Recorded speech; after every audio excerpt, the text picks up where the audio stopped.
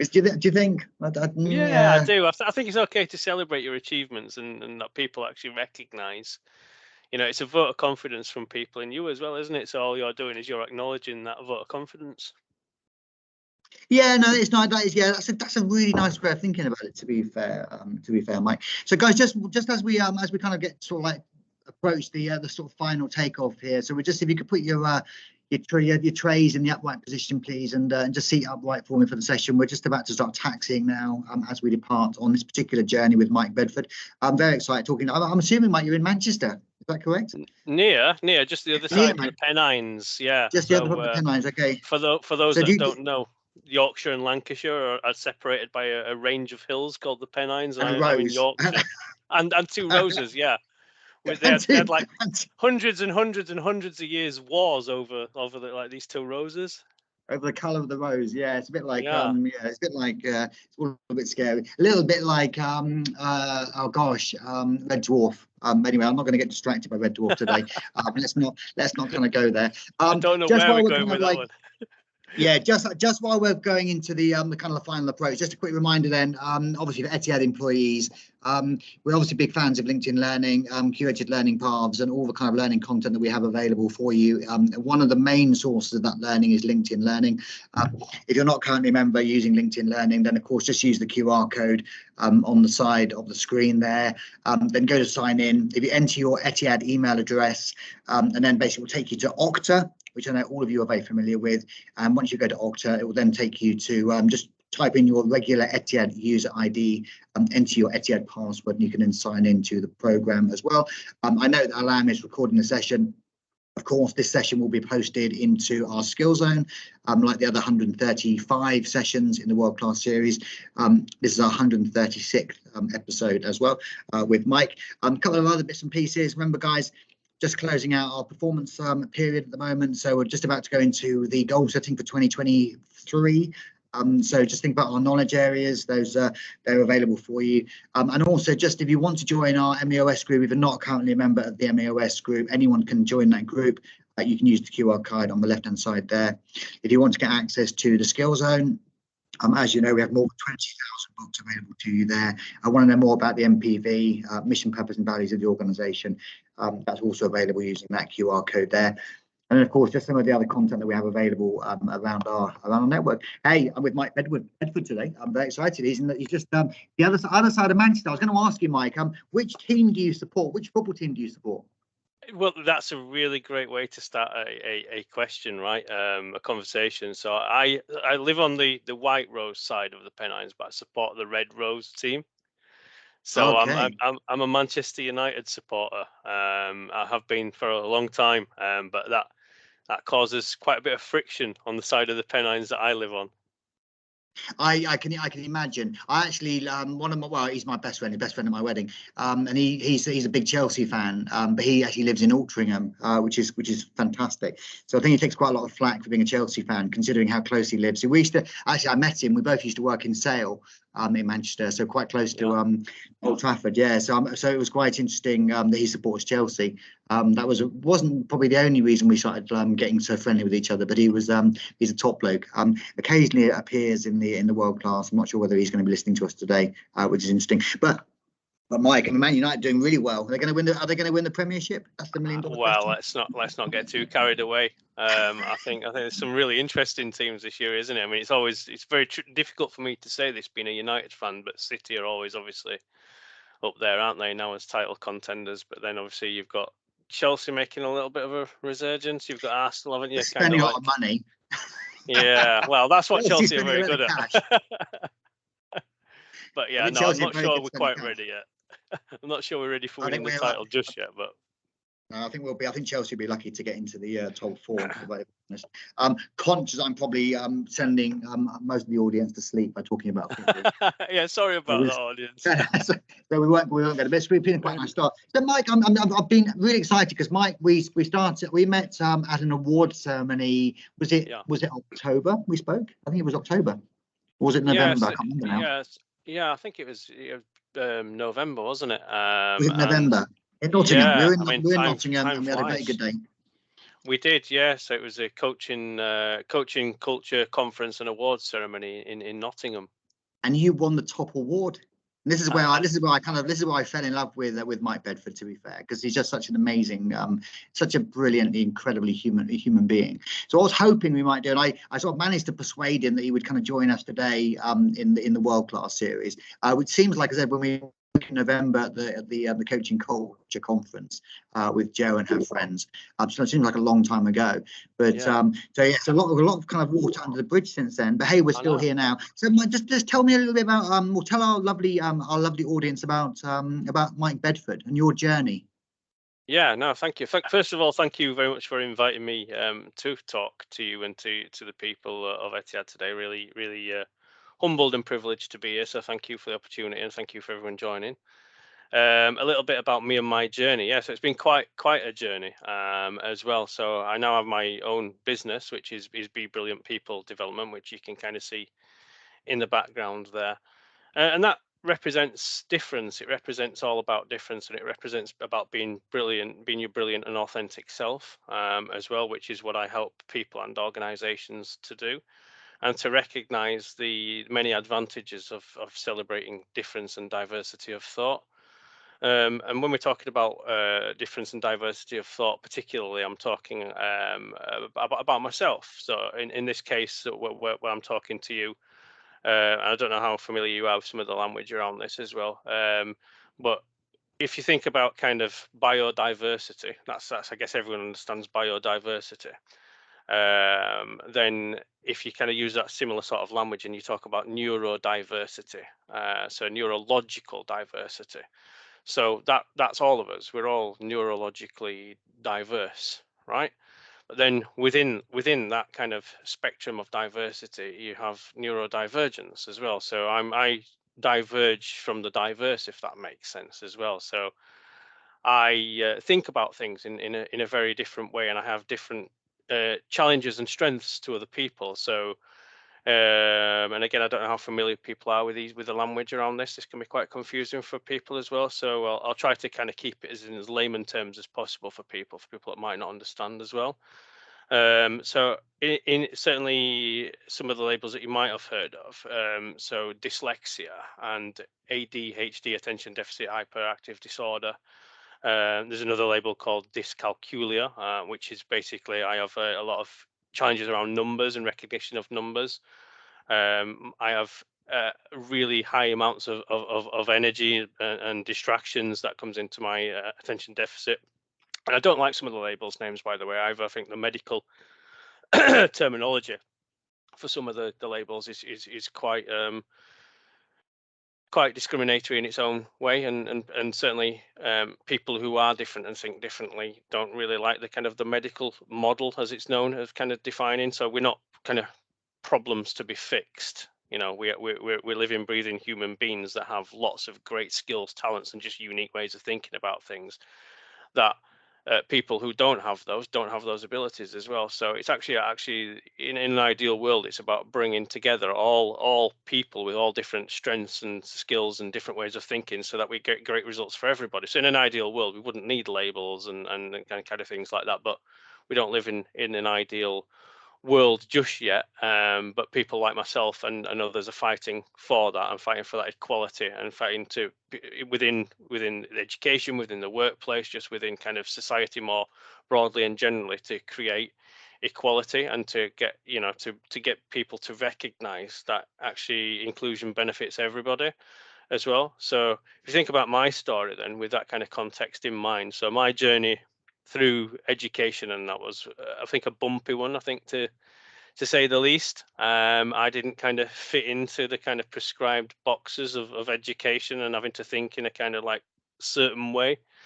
And because I didn't do that, I kind of really struggled with kind of mainstream education. So I kind of didn't really achieve in terms of what expectations of achieving was in mainstream education. But I was actually really bright, really clever, really intelligent, but I just didn't fit in. I couldn't kind of do the curriculum, for want of a better word. Yeah. And just kind of saying you can have a little bit extra time in an exam and thing like that doesn't actually help really. So that was the kind of like the time I was in education. You know, it wasn't really kind of that much knowledge, awareness, or support for anyone who kind of thought different. And to be honest with you, I didn't really know myself that I knew I was different, and I kind of didn't think, like someone mentioned earlier in the comments actually, Mike the black sheep. I think that's probably perhaps how I kind of felt, a little bit like a black sheep in kind of education and things like that, because I didn't fit in. I kind of hung out with all the misfits and weirdos and all that kind of stuff. But yeah, I wasn't a misfit or a weirdo, but I kind of was driven into that kind of, you know, definition of that's kind of who I am and what I should be as well. So there wasn't really kind of much hope or aspiration in terms of education. So I kind of like bombed out, knowing that I wanted to kind of do something in life, but I didn't really know what I wanted to do. So it's kind of all experimentation, and that really then played into my kind of curiosity and my kind of need to kind of find something that really energized me, because part of my difference is that I need to find things that really energize me. Yeah, high five back to that weirdo back there as well. I'm really proud to be a weirdo and to be different. I So think I major in weird, Mike. I love that yeah, word. that's great. I am weird, and I think we need to applaud our weirdness. And I Yeah, think we I need do. to applaud our High five uniqueness. to all the weirdos out there. You know, Yeah, I'm I very think there's much, a lot I'm one of you. a lot of weirdness on the call. Yeah, we love no, the weirdness. be proud to be different. Be proud to be different. You know, because that's brilliant. And yeah, so I like bombed out of that whole education piece, and then the need to kind of find something that stimulated me and energized me and motivated me is always kind of been a driving force for me. I can't just do things that don't motivate me. Again, that plays to who I am as a person and those differences as well. So I kind of, let's just say, I think the terminology now is a squiggly career journey, right? I don't think you couldn't have a better definition of that for me and my kind of journey. It was very squiggly. It's kind of, I guess I needed to find again something that I kind of felt aligned to, and I couldn't find that for a long time. So I tried all kinds of manner of roles and jobs and experimentation, anything from engineering to painting and decorating to packing biscuits in a factory to office and admin work. And eventually I just kind of by chance landed in the UK government, working in the UK government. And I had no idea what they kind of did or anything like that, but I just kind of, fate just kind of conspired to kind of land me in there by some reason. And then over time I kind of like stayed and progressed, and actually, you know, there's much more support available to me than I'd ever had in any other role, where I wasn't just kind of a cog in some kind of employment machine. Actually, I was treated more as a person, and people wanted to get to know, to understand me and understand how they could support me. And with that, I spent a long time working in government, in the UK government, and again, it's a massive place, is UK government. So if you think of it as a government as a big employer, then it has lots of umbrella branches underneath that, lots of different, I guess, organizations that you can work for that are part of that government, you know, hundreds of them. So I kind of moved around again, experimented and climbed the career ladder and tried all kinds of different things, eventually became managing people. And I guess that's where I kind of developed my love of then developing people. So I think I got my early interest in coaching.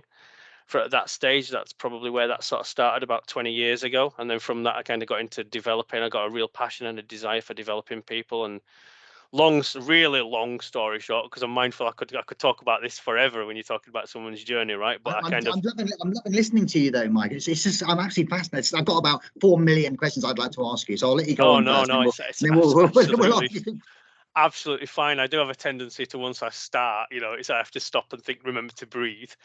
But yeah, so I kind of like started finding things that motivated me and I was interested in, and so I knew it was a passion for supporting people, for developing people. I kind of had a real energy and a passion for learning, and that's quite ironic given my experience in education.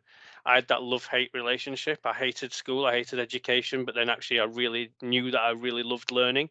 But it was finding the right things that I wanted to learn and being supported in the right ways to be able to learn as well. So I kind of played on that passion. I kind of like moved around into roles where I could kind of play out those strengths, because I'm a firm believer in playing to your strengths as well. I believe you should always look to develop yourself, but I also believe that you should always play to your strengths as well. Never undervalue what strengths you have and what talent you have as well. So I knew mine was with people and supporting people and developing people. But then as I kind of developed wider, I developed as a kind of people development professional. I became a qualified learning and development professional. I essentially went back into adult education and it started way back in about 19 in the 1990s. I kind of went back to night school and I kind of started learning about kind of how to really use computers and computing, and I guess the internet was quite early in its infancy then, so I was kind of really keen on learning more about that and how to utilize that. And from there on, I developed more skills and kind of then went on to do apprenticeships and diplomas. I took a diploma in business studies. I wanted to really understand how businesses worked because that fascinated me. So I wanted to understand the mechanics of how it works because I like to understand how things all fit together and work. I then went into HR, developed myself as a HR professional, became a qualified HR professional, progressed through the ranks in HR, did the range of roles within HR. So, talent and acquisition. I kind of did the ED&I space, the wellbeing space, the learning and development space, all the different kind of areas of HR, which again is a big profession in itself. And then I really kind of laser like focused on coaching. I knew coaching was a really area I really wanted to develop and grow in as well, because I really had that passion and desire to kind of keep developing people, but keep developing myself at the same time. So I then became a qualified coach and took the qualifications to become a level 7. So in the UK, for those that don't know, education is kind of like ranked on levels as well. So it goes from like a level 1, which is kind of perhaps where I started out on the journey when I kind of left school, level 0 stroke level 1, which is like very basic fundamental you know can you speak and can you write sort of thing. I kind of started out from that place when I left school to progressing up to kind of like master's degree level, which is like level 7 in the UK. So that's kind of where I'm at now in terms of my educational journey through adult education to where I am now. So I sometimes reflect back and think, what would have happened if I'd have got that proper support, back when I was in education, when I was in school? What might that look like? But then I'm a firm believer in don't look back, look forward as well. Sorry, excuse me. That's kind of a little bit of a summary of kind of my background to kind of get from education into employment. But then obviously there was an epiphany then that actually I wanted more than just being an employee as well. I wanted to be someone who could, again, play into my strengths, because and it takes time to work out what your strengths and your energies are, right? It's a journey of self-discovery as life as well. So it's been a real kind of journey of self-discovery for me. And as I kind of embraced coaching, I kind of got into the whole philosophy and self-reflection and learning more about yourself. So that was a kind of real eye-opener for me, actually being able to self-reflect and understand and learn more about myself. And as I started to self-coach and unpack myself, I actually realized I wanted more. And I realized that my path, while I wasn't necessarily in the worst place, I could be, considering, where I had been, I realized that I wanted so much more, and I wanted to be aligned to my values, to my purpose, to my way of being.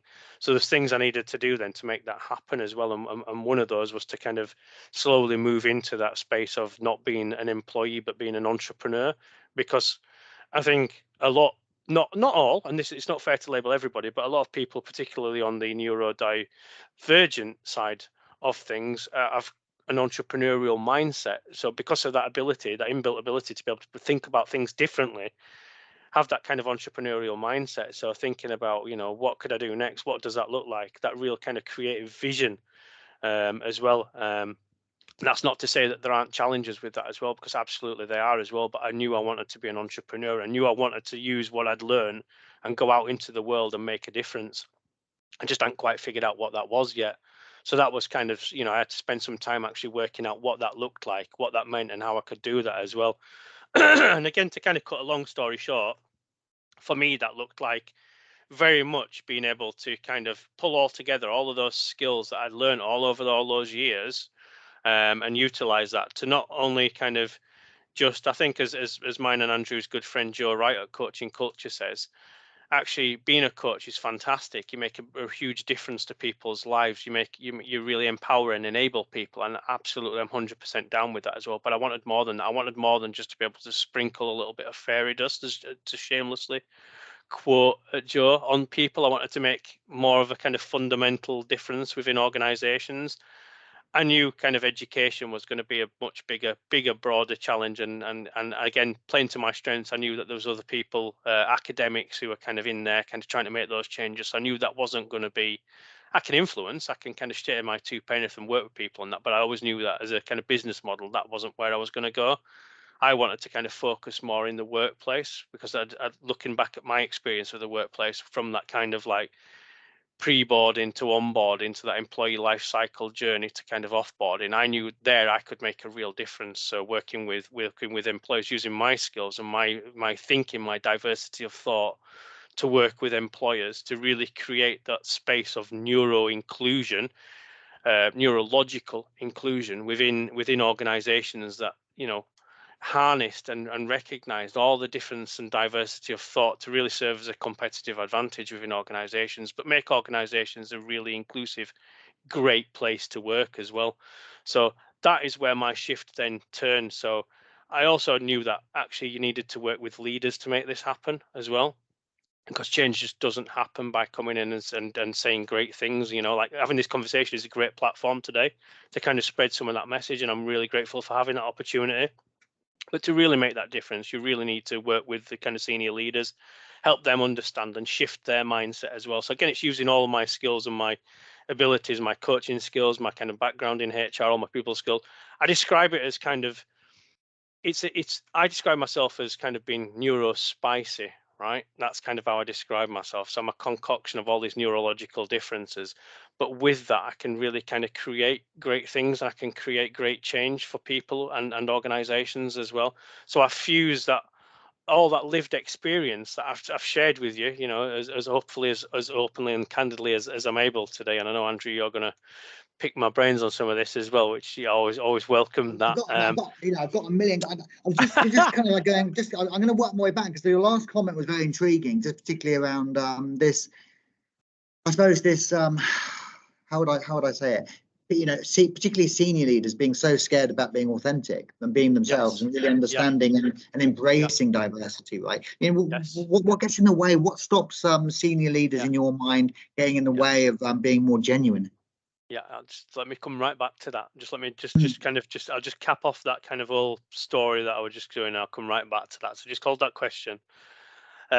So I guess in summary, kind of that experience and that kind of that skill set that I've got, and that neuro spiciness. So I've fused together the lived experience and the skills, knowledge and experience and talent that I've got into one package, really, to kind of come in and to support organizations and employers to kind of create that change that we actually know is going to create better organizations and better places to work and celebrate difference, again, because diversity and inclusion benefits everybody. It doesn't just benefit a kind of certain number of people here and there and making tweaks and all that kind of stuff. That's nonsense. Actually, real kind of change benefits everybody, and it creates a much more inclusive place where everyone can kind of come and really be the best versions of themselves. And that's my mission. That's what I'm here to do.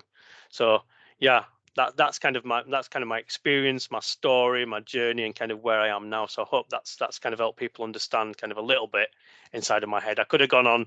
That's a really abridged version, I think, of it. I could have gone on for a lot longer, but we just don't have the time today. But thank you for letting me share that. And yeah, Andrew, let me come back to your question. So what, you know, I'm going to work my way back things. But there are just so many questions racing through my mind, and then I suppose the first question just piece around authenticity, because it's one of the big, it's one of our, what we call our big five. In Etihad, we have these kind of big five we're trying to develop all the time, and one of them is that piece around authenticity. We have a piece around authenticity, we have a piece around independence, we have a piece around stakeholder management, we have a piece around people management, we have a people management and self-awareness. They're the five.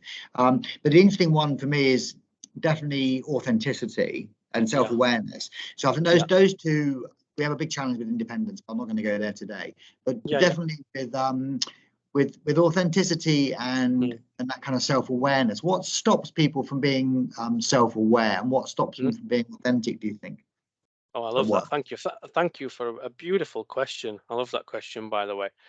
And just to kind of add a little bit of context to that, authenticity is one of my core values as well. So it's really important to me. So who I work with, who I engage with, who I have in my tribe, So for those who are maybe again not familiar with some of that terminology, so my tribe is my collection of people I have around me, such as Andrew and others who I trust and I welcome into that kind of circle, and help me develop and grow as a person as well. And authenticity is a key kind of component of being allowed to be part of my tribe, right? And it influences my decisions. Honoured to be part of the gang, the tribe, mate. Really honoured, because it's an absolute hero of mine, Mike. Genuinely an absolute hero of mine, mate. Yeah. Sorry to interrupt you. Love right back at you. So yeah, it's a really important thing for me. It influences my decisions, influences kind of what I do, who I work with, where I go. If I don't sense that someone is authentic, or I don't sense the organization or the culture is authentic, then I won't work with them. It doesn't matter who they are. It doesn't matter kind of if they're a multi-billion-dollar organization or whatever. If I don't sense, I don't feel that they are authentic in the way that they're engaging and interacting with me, then it's not aligned. Again, it's all about alignment with purpose, right? Everything that you do has to be aligned with your purpose and your values. It's the core of who you are, and that comes back down to that authenticity, right? You know, it's the core of who you are as a human being. So your question around, you know, how can leaders be more authentic and why don't they? I think am I hearing that right? Is that what you're asking, Andrew? Yeah. Yeah, 100%. Yeah, 100%. Yeah, because it's just, I mean, I'm a big fan. There's a book. I'm not sure whether you've read. I can share a copy with you, Mike. Yeah. But it's it's called the Peacock in the Land of the Penguins. Yeah. Yes, you did. Sure please do share that with. I mentioned it before, I'm sure, but I will share a copy with you. And if guys, anyone listening to me, referencing that book, obviously it's in our skill zone as well, as are sort of like 19,999 other books. But that particular book is one of my favorites. Yeah, sorry, Mike, on me. Oh, I've eaten up the internet. Have we lost Mike? Yeah, the screen is freezing. Yeah, the screen. Might need to give him a buzz, and she may not be aware that he's gone out. I wonder what happened there. I wonder where he's gone. Let me just give him a call. That's a shame. Yeah. But you can hear me, right? Can I just confirm it's not me? It's definitely you. It's definitely Mike. Right? Yeah. That's fine. Okay. I can hear you. Yeah. Vicky, you can hear me. We can hear you. We can hear you. Yeah, it's fine. He's gone out. He's gone out. So he's obviously going to come. Thanks, Teresa. Yeah, thanks, Teresa. He's going to come back in. Let's wait. Let him come back in. I do apologise, guys, for the breakdown in the regular service. It's so inspiring. I'm so glad I joined. Oh, he's such an amazing man. He's amazing. He's a coach of the year for 2022. And he was voted the best coach in the UK. My goodness. So it's just so it's just absolutely amazing. Yeah, he's absolutely phenomenal. He's a good guy. I don't know what's happened. Yeah, he's emailing me, so he's WhatsApping me, so it's fine. There we are. I just said to him, he can come back in. No worries. I'm not sure whether Ellie's speaking. Ellie's on the call now, because I know we had quite a few people. There's obviously a lot of people listening here. We've got a fantastic speaker next week as well. An amazing lady called Ellie, who's going to be coming in and talking to us in the world class next week. And so if you're not here for that, and also I've recently I was chatting to a brain surgeon and a heart surgeon, and he's going to come and speak to us as well. So he's coming in a couple of weeks' time to have a conversation with us on the World Class Wednesday, particularly around coaching. And one of the things about him, as I'm just waiting for Mike to come back in, one of the things about coaching is he says it's really strange because he's a quite a famous brain surgeon in the UK and heart surgeon in the UK. Very nice coach, and very nice man. And he said, you know, one of the most challenging things is that no one really wants to speak to, you know, here he comes. He's back. Oh, I don't know what's happening. I don't know what's happening. Welcome back. It's my fault. Where have I gone? We were just having a lovely chat about how amazing you were, Mike. So your ears are probably burning as we were speaking, but you're definitely. Mike, you broke the internet. You broke the internet like Kim Kardashian. Yeah. We're pretty chilled here, Mike. We're pretty chilled here, mate. I've got no idea where I went. I was literally rambling away to myself then, and I was like, "Where's everyone gone?" we've all disappeared. That's definitely a first for the world class. We've not had speakers suddenly disappear on us. But hey, but I know you like to be unique, Mike. I do. I like to, you know, it's all part of the image. You know, I kind of like to just create a bit of a scene, and you know, I'm a bit of a diva. Welcome back, Mike. I need to get my makeup touched up. I need to get my makeup. I need to get that sorted out. We were talking about authenticity. Yes, Mike. we were. Yeah. So yeah, I mean, you just saw a great example there, didn't you? Kind of like of authenticity of it actually happening in practice as well. You know, I kept a real cool head there. Of course I did. I was like, what's going on? Help. So yeah, I mean, authenticity, right? Which I shared with you kind of why it's important, and it's one of my core values. I mean, what stops leaders from being authentic, I think, is fear, isn't it? Let's face it. It's fear of kind of doing or saying or being the wrong thing, right? You know, whatever that might be, whatever that might look like. And if I think about kind of putting it in my own context and thinking about those neurologically different people who work within your organizations, and how can you lead people that are different, let's say, for example. Well, it's fear again of kind of not doing not being able to do or say the right thing, and as a result of that, not doing anything, and that's actually worse. And you could imply that, and you could imply it in all kinds of contexts, couldn't you, within an organization? And that stops you from being your authentic self. Authenticity is all around. It's fundamental. It's really basic stuff when you kind of get it down to it. It's real kind of basic level. It's about open, honest, and authentic conversations, right? Because open, honest, and authentic conversations unlock trust, and trust is the key to everything. You know, for employees, for leaders. If you trust people and you feel that those people are authentic, then that's when great things happen, isn't it? Because great things happen when people are able to be themselves, and when people aren't able to be themselves, then great things don't happen. And listen, I can caveat that, and I can share again some of my own experience about what it's like not to be authentic as well. And I spent a lot of years in the workplace, in education again, and throughout my life not being my authentic self as well, because again, society has created a place where you have to fit in, right? And for me, that kind of meant pretending to be someone that I wasn't as well, to kind of blend in and be like a chameleon. And it's often referred to, particularly in the kind of community that I'm part of, as masking. And that's kind of wearing a mask so that people can't really, and that's kind of to deflect. It's kind of like a protection for me, but it's also that kind of that fear, you know, I talked about, kind of, but what happens if I am myself? What will happen? Will people judge me? Will people stigmatize me? Will it affect my chances in life and things like that? So I don't, you know, I wouldn't want that to happen. So I put a mask on so I can be someone who I'm not. But let me tell you that that's absolutely draining. That's draining both physically and mentally. And that has a huge impact on me, and all that time I spent masking and not being my authentic self, and sometimes I can feel myself slipping back into that, depending on where I am and the circles I'm mixing in, and it's a horrible feeling, but I know I'm more aware now, much more self-aware that that's happening. But it's absolutely, completely, utterly draining. And I guess if you kind of apply that to a leadership context, you know, leaders in a similar capacity, you know, they want to be the best versions of themselves, right? They want to kind of be seen to be doing and saying the right things to people in their organizations. So, you know, potentially, I'm not saying this to all leaders, but potentially leaders are kind of wearing a mask themselves as well. And to really be their authentic selves, they need to learn how to get rid of that mask so that they can be their true authentic selves. And when people are, and I hope this is the case, and I appreciate it won't be for everybody, but I hope people are able to kind of see that I'm being my authentic self today. And you know, and that inspires people, because people believe what you're telling them then, right? You know, I'm not giving you any BS here. I'm giving it straight up who I am as a person and kind of my journey. I'm sharing that with you today in as hope as truly as authentic way as I can. And that's what leaders need to do. They need to let go of that fear. They need to kind of really embrace who they are and those opportunities for being authentic and being their authentic selves.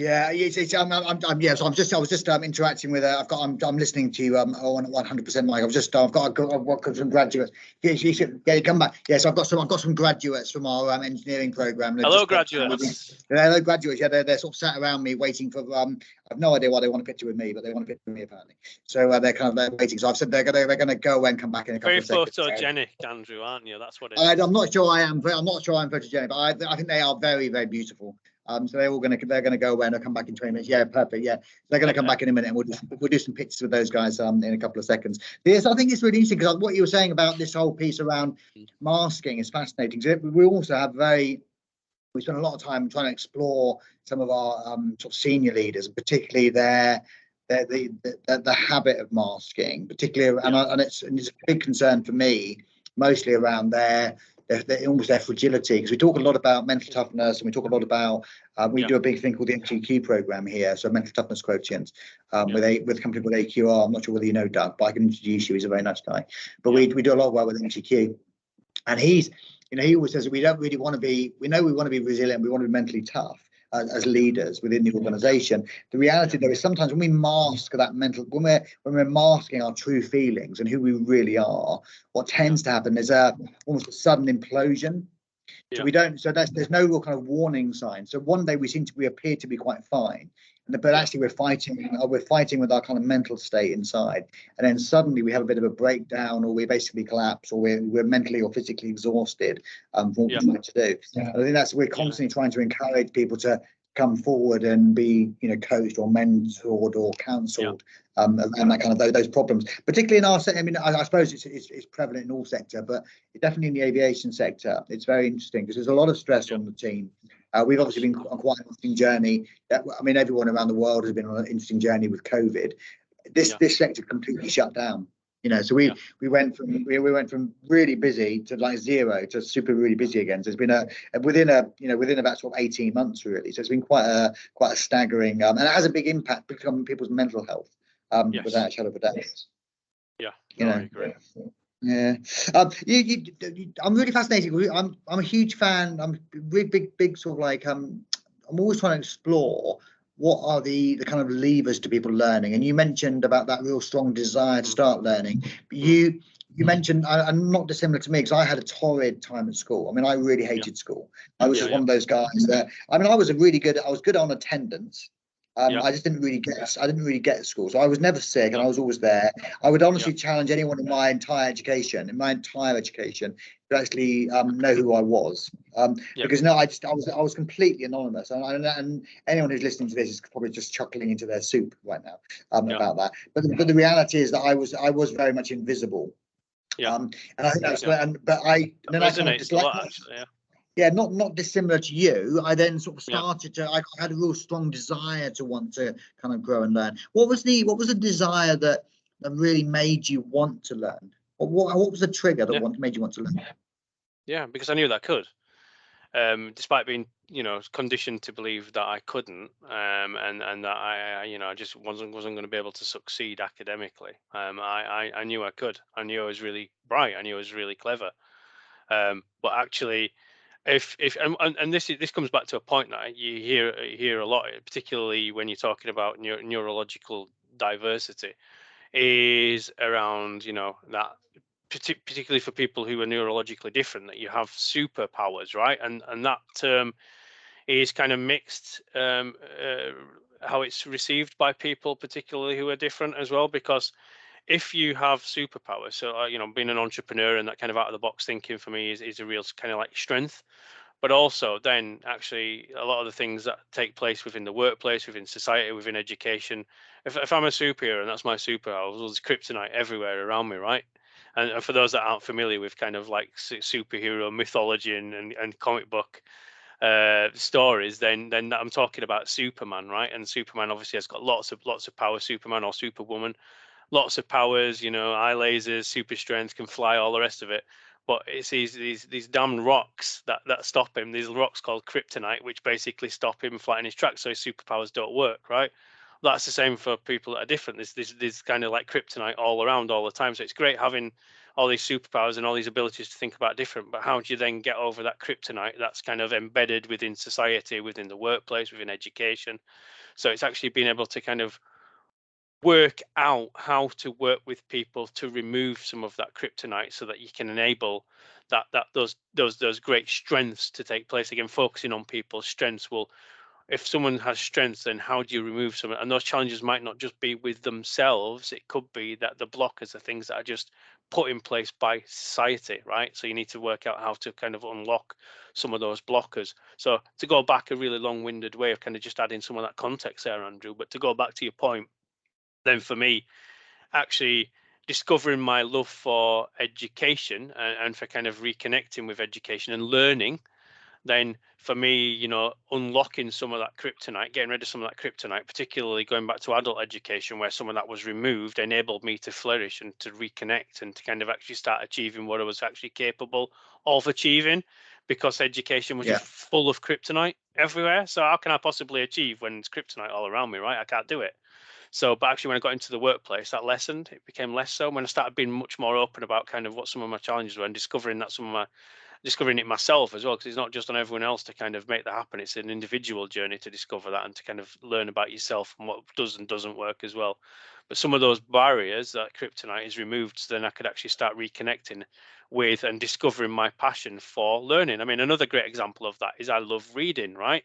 I absolutely have a passion for reading, but it's also my Achilles heel.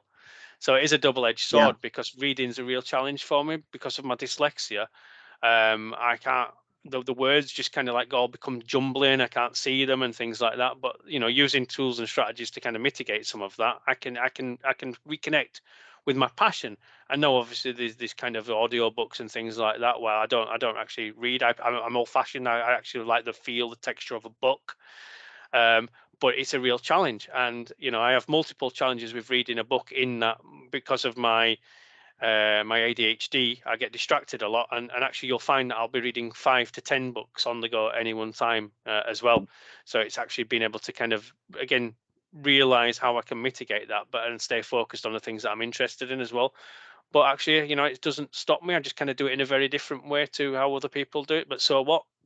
It still enables me to learn. It still enables me to kind of go on the journey. I don't have to fit in. I can be different. I can do things in a completely different way and still absorb what I need to absorb to learn and to make a difference as well. So yeah, my passion, I think, and my reconnection with learning came when some of those blockers were removed and enabled me to kind of be able to reconnect with that as well.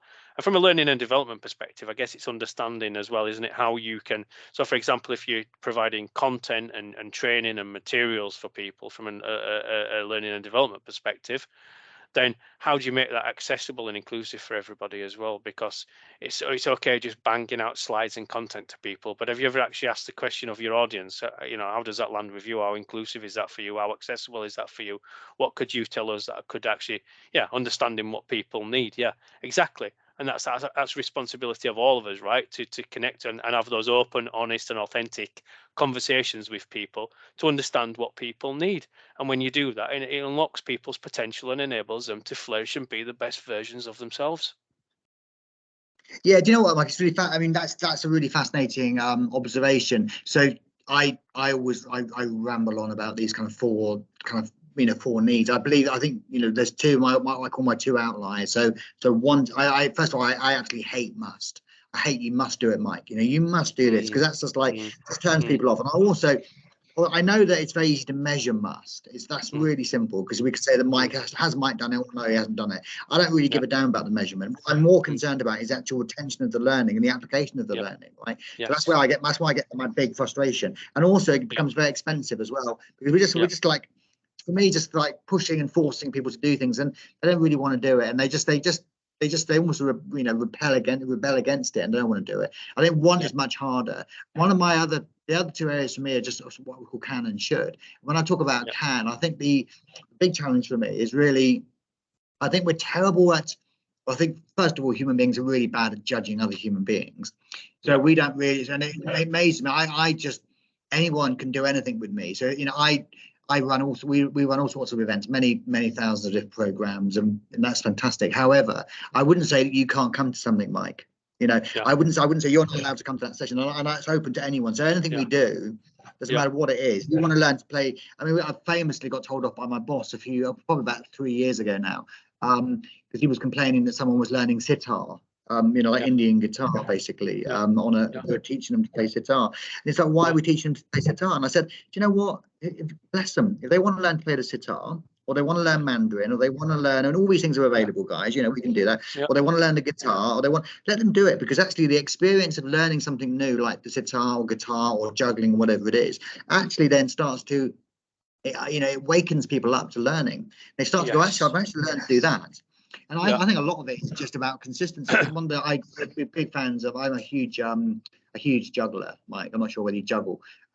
Juggling is a really fascinating thing for me, because you know, we have these kind of what we call my learn patterns. So often we're learning, we've learned how to do something in a particular way, and then when if I would then try to teach a non-juggler to juggle, they would obviously draw on previous experiences of how they throw 2 balls around or 3 balls around, right? So therefore, as soon as you do that, as soon as you challenge their judgment or challenge their perception of how something should be, it becomes really, really difficult for them. And then, of course, the unconscious mind kind of kicks in, which is a nightmare. And actually, what I think is even more interesting for me is that then people just give up.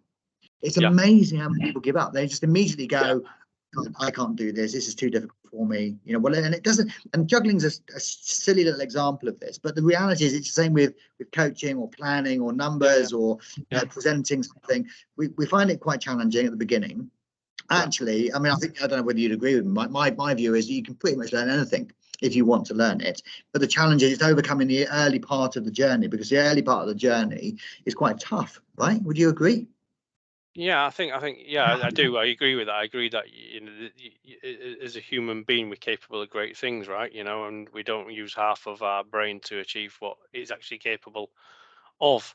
But I also think that we think about things differently as well, and it's utilizing that skill of thinking about things differently to work things out and to learn things in your own way. And to do that, it doesn't matter kind of what that journey looks like.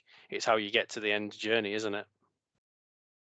That is good. That is awesome. So it's actually just, would you just repeat that for me, because that was mind-blowingly brilliant. Go again, Mike, with that. Now you're asking, so that I'm going to try to recapture that thought before it goes away. So yeah, it's about thinking, it's about utilizing that kind of different way of thinking about things, isn't it, as well? So realizing that we think about things differently. So we might be using the left side of the brain or the right side of the brain as well. So I'm more likely to tap into the right side of my brain to do things, right? That creative, entrepreneurial sort of side of my brain, than the left side of the brain, which neurologically typical people would use. Whereas I'll use the right side of my brain, which more neurologically different people would use. And it's actually, again, learning kind of on that journey, you know, again, as human beings, we're all capable of great things, but we're only ever tapping into a very small part of our kind of brain and using that as well. So actually, it's about recognizing that we all learn different ways and do things in a different way, and the journey is not important. It's how we get there that counts, right? So we can go in a very different way, but as long as we all get to the same end point, that's what matters. Yeah, that was friggin' awesome, mate. That was friggin' awesome. I like that a hell of a lot. We on the podcast, we like to talk. There's a couple of sort of like fairly standard things we talk about, and I'm wondering whether we might go back. But you mentioned earlier sort of like quite a bumpy education. We spoke about. We like, one of the big challenges I have a couple of children who they're not children at all. They're in their mid-20s. Always after you though. They will always be my children, even when they're 70 and I'm probably long gone, but they'll still be my children, which is quite interesting. But what I was trying to say here is that I think sometimes what I encounter a lot, I work with a lot of graduates, with a lot of sort of team members coming into the organisation. They're probably 35, 40 years behind me in my journey. They're often quite curious about and I think wrongly curious about, perhaps they perceive me as being successful, which I don't really agree with. But what I think was fascinating is they seem to be in such a big hurry. So it seems young people, I don't know whether you experience this as well, but young people seem to be in maybe it's an old person commenting on this, they seem to be in a big hurry to kind of get the next promotion, the next promotion, the next promotion. They're not particularly keen on trying to learn new things or become sort of masters of something. I think one of the things that I've really found in my career is that it's better to try and master something and add value. Is I'm always saying to people, you've got to add value. You've got to, we've as a junior employee coming into the organisation. For me, it's all about adding value and actually being, actually contributing. It's not just about getting the next promotion, and big pay rise. But I think they're not used to dealing with failure. So any kind of tips you can help us with helping people with failure, because that's a big topic for us. How do you people get over failure and not getting what they want? Yeah, embrace it, see it as a learning opportunity, and recognize that you will fail, and fail a lot as well. And I speak from the context now of being a business owner, an entrepreneur as well, and making mistakes, but actually realizing that that's part of the journey to being successful as well, and not being afraid of making those mistakes, because every mistake is a learning opportunity, right? I know it sounds really corny and cliched, but it's true that but you have to have the ability to be able to self-reflect on that as well. I think that's an important point as well. Is self-reflection is such an important part of failure. So I can see you kind of don't fear failure in the background there behind you, Andrew, and it's absolutely right. No, you shouldn't fear failure, and there's some great books, isn't there? I mean, Susan Jeffers' book is a really good book about feel the fear and do it anyway. Actually being able to embrace the prospect that you're not going to succeed at everything that you do, and that comes back down to authenticity piece, I think, again as well, doesn't it? As well, it's about being authentic with yourself and realizing and being brave enough to push yourself out of your comfort zone where you are going to make mistakes, but then actually taking that as an opportunity to learn and to celebrate that, and to look back, to reflect, learn, and actually get better next time. And that's how you improve, isn't it? That's how you get better. If you're talking about mastery, Andrew, in whatever context you want to apply that, then mastery comes through failure and through making mistakes.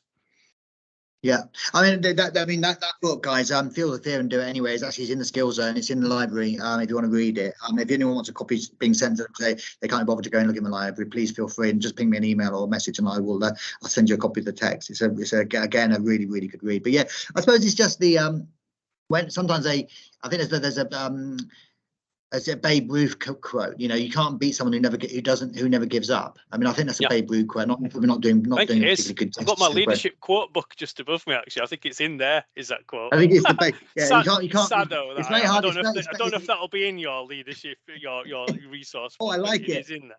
I'm going to go and add it. But it's basically, yeah. So it's very hard to beat someone who never gives up, and I think that's been one of my kind of lessons, really. I think so often people face a bit of adversity and they kind of go, oh well, it's not for me. That wasn't my fault. Yeah, and also they just blame. I mean, we're big fans of the we've had the author on here a couple of times now called there's a thing called the Oz Principle. I'm not sure whether you've ever read it, but his name is Rick, and he's a great guy, and he's a good friend of mine. I've known him for 35 years, and he's a good guy. But he always talks about, there's that, we're always looking to the wizard, right? We're always looking to this kind of mythical creature to solve our problems for us. Sometimes people think I'm the wizard, or you're the wizard, or Jules is the wizard, or Ellie's the wizard, or Vicky's the wizard, or Colin's the wizard, whatever. This goes on. But the reality is that there isn't such a thing as a wizard. We're not magical creatures. No. We're just normal human beings. And I think leaders are the same. I think sometimes leaders think they are. Well, I think sometimes our employees think that leaders are wizards or magical creatures, but they're not. They're just like you and I. Human beings who are kind of often riddled with self-doubt and imposter syndrome, and actually don't believe that they deserve their place at the table either. So whenever you look at a leader, just bear that in mind, that they're going through those kind of same challenges and same self-doubts that you are as well. Just because they're in a more senior position than yourself, it doesn't mean that they're not experiencing and going through those same thoughts, feelings, and emotions. Oh, I love that quote. We're all human beings riddled with self-doubt. Just put that in there. There's a couple of other questions I wouldn't mind asking. I didn't contract for this before I started, so please forgive me. So you don't have to answer this question. But the first question was really that little contracting piece in there, by the way. real coaching mindset slipping in there. Can't kid a kidder, Andrew. Well, I'm talking to a professional coach. I need to kind of I need to kind of contract before the question really was just around if we have this question in a time, we've called a time machine question in the world class, and we've asked all sorts of incredible people the question. So the question to you is, if I put you in a time machine and I took you back and I sort of reintroduced you as a mentor to Mike, what advice would you give your 18-year-old self, Mike? Oh yeah, I love that question, and by the way, I love time machines, and I'm a real kind of like nerd. Oh, mine's in my car. It's in the boot of my car. If you want to borrow it, let me know.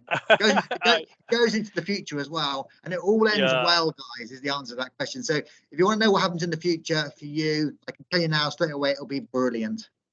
If you want to borrow my time machine, let me know. I'll bring it over. Is it a DeLorean? Is it a DeLorean? It's an Audi. It's actually an Audi, but it's a good. Oh no, I want you know, Doc Emmett and Marty McFly's hasn't got gold DeLorean. wings. Where we're going, we don't need We roads. don't need roads.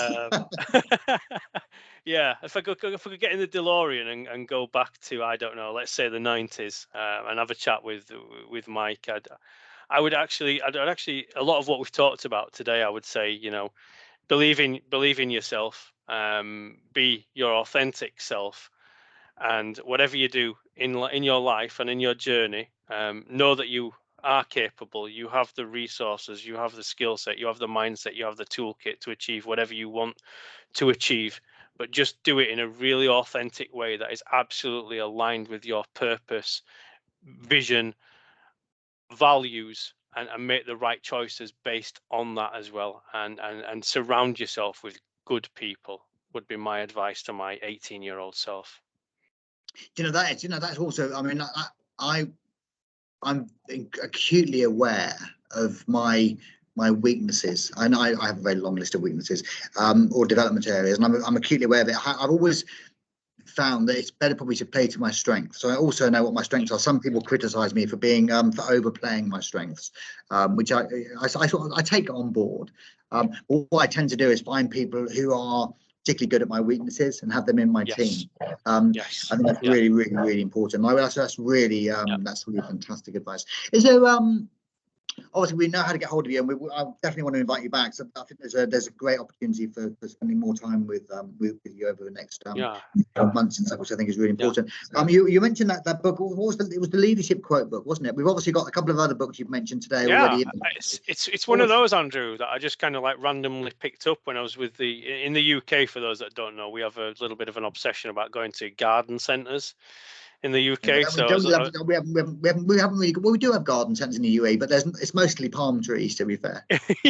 Yeah, I don't know why we have this obsession with garden centres, but we like going looking around where they have like a restaurant and they have like lots of plants and really random things, like really kind of obscure book selections and things like that. So I just picked up this book there, and it's called Leadership in 100 Quotes, and it's by an author called Charles Phillips.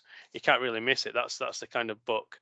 And there's some fantastic things in this book if you're kind of interested in that as well. You know, you've got Gandhi in there, you've got Roosevelt, you've got De Gaulle, what was his name, Mike? Che Guevara.